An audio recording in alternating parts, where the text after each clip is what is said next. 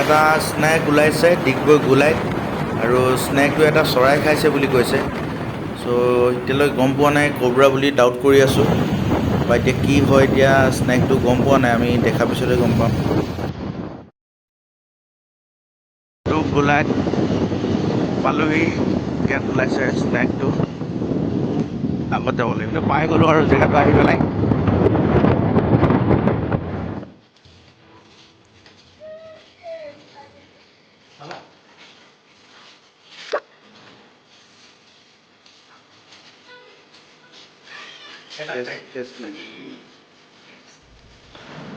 সাপটো নিৰীক্ষণ কৰি গম পালোঁ যে এইটো কেট স্নেক আৰু এইটো মিডলি ভেনামাছ কোনো ভয় কৰাৰ কোনো কাৰণ নাই আমি ধুনীয়াকৈ সাপটো ৰেস্কিউ কৰিম অকণো দুখ নোপোৱাকৈ আমি এতিয়া ৰেস্কিউ আৰম্ভ কৰিম যাতে দুখ নাপায় তাৰ ওপৰত আমি মনোযোগ দিছোঁ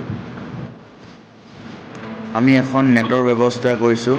যাতে সাপটো একো দুখ নাপায় আৰু চৰাইকেইটাও যাতে বাহিৰলৈ উৰি নাযায় আৰু যাতে আমি সাপটোক নেটখনৰ ভিতৰতে সোমোৱাব পাৰোঁ আৰু তাৰ পৰা আমি ভালকৈ যাতে ৰেস্কিউ কৰিব পাৰোঁ তাৰ ওপৰত আমি গুৰুত্ব দিছোঁ আৰু বিশেষভাৱে আমি গুৰুত্ব দিছোঁ যাতে সাপটো অকণো দুখ নাপায়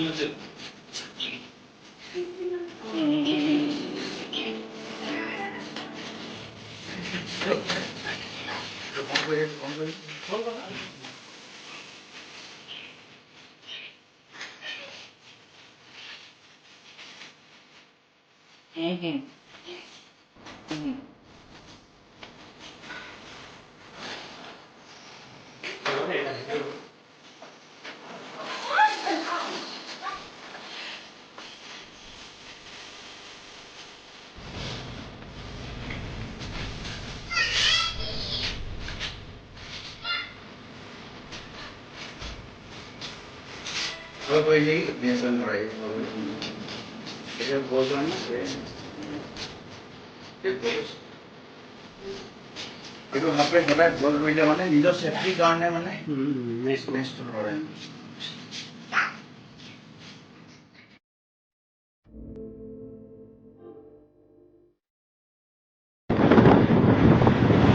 এতিয়া আমি ৰিলিজ কৰিব গৈ আছোঁ জাষ্ট তাৰ পৰা 300 মিটাৰ দূৰত অকণমান দূৰতে আমি ৰিলিজ কৰিম মানুহটো ওচৰত এৰি